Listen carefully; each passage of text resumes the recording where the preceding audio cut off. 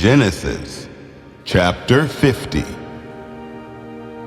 Joseph fell on his father's face, wept on him, and kissed him. Joseph commanded his servants, the physicians, to embalm his father, and the physicians embalmed Israel. 40 days were fulfilled for him, for that is how many days it takes to embalm. The Egyptians wept for him for 70 days. When the days of weeping for him were past, Joseph spoke to the house of Pharaoh, saying, "If now I have found favor in your eyes, please speak in the ears of Pharaoh, saying, My father made me swear, saying, Behold, I am dying. Bury me in my grave which I have dug for myself in the land of Canaan. Now therefore, please let me go up and bury my father, and I will come again." Pharaoh said, "Go up and bury your father, just like he made you swear." Joseph went up to bury his father, and with him went up all the servants of Pharaoh, the elders of his house, all the elders of the land of Egypt, all the house of Joseph, his brothers, and his father's house. Only their little ones, their flocks, and their herds they left in the land of Goshen. There went up with him both chariots and horsemen. It was a very great company.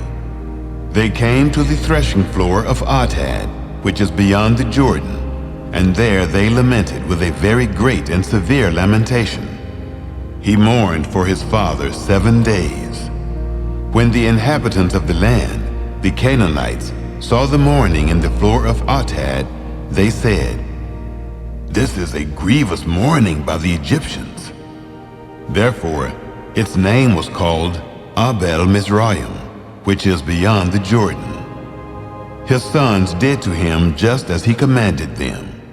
For his sons carried him into the land of Canaan and buried him in the cave of the field of Machpelah, which Abraham bought with the field for a possession of a burial site, from Ephron the Hittite, before Mamre. Joseph returned into Egypt, he and his brothers, and all that went up with him to bury his father, after he had buried his father. When Joseph's brothers saw that their father was dead, they said, "It may be that Joseph will hate us, and will fully pay us back for all of the evil which we did to him." They sent a message to Joseph, saying, "Your father commanded before he died, saying, You shall tell Joseph, Now please forgive the disobedience of your brothers and their sin, because they did evil to you. Now please forgive the disobedience of the servants of the God of your father." Joseph wept when they spoke to him. His brothers also went and fell down before his face, and they said, "Behold, we are your servants." Joseph said to them, "Don't be afraid, for am I in the place of God? As for you, you meant evil against me, but God meant it for good, to bring to pass, as it is this day, to save many people alive. Now, therefore, don't be afraid. I will nourish you and your little ones." He comforted them and spoke kindly to them.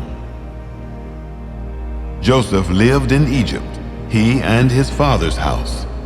Joseph lived 110 years. Joseph saw Ephraim's children to the 3rd generation. The children also of Machir, the son of Manasseh, were born on Joseph's knees.